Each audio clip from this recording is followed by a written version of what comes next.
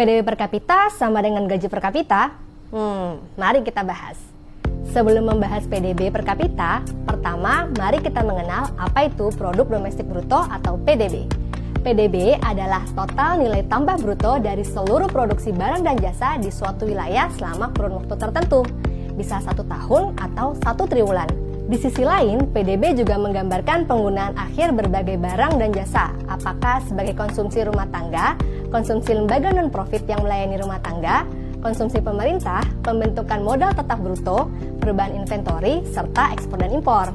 Dalam menghitung PDB, BPS menggunakan Standar System of National Account 2008 yang diterbitkan oleh United Nations, World Bank, IMF, OECD, dan European Commission. Untuk memahami penghitungan PDB, kita pakai ilustrasi sederhana. Bayangkan, segelas kopi dibeli dari kafe seharga 20.000. Karena bahan baku segelas kopi adalah biji kopi, maka biji kopi disebut sebagai biaya antara.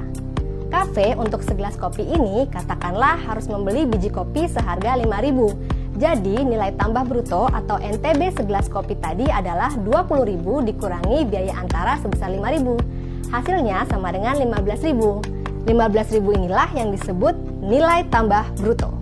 Sesuai namanya, nilai tambah bruto dalam 15.000 segelas kopi tadi masih terdapat komponen lainnya. Di antaranya keuntungan usaha, gaji upah pegawai, pajak lainnya atas produksi, dan biaya penyusutan. Ini baru contoh satu produk. Sedangkan PDB itu merupakan total nilai tambah bruto dari semua produk barang dan jasa dalam selang waktu tertentu di seluruh Indonesia. Mulai dari pertanian, pertambangan, industri pengolahan, sampai dengan jasa-jasa. PDB atas dasar harga berlaku tahun 2024 Indonesia sebesar Rp22.138,96 triliun.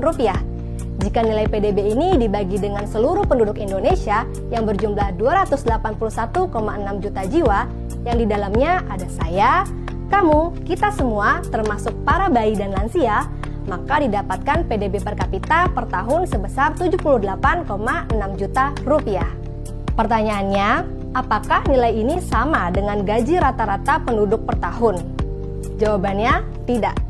Seperti yang disebutkan sebelumnya, nilai tambah bruto di dalam PDB tidak hanya komponen gaji atau upah, tetapi juga ada keuntungan usaha, pajak lain atas produksi, dan biaya penyusutan.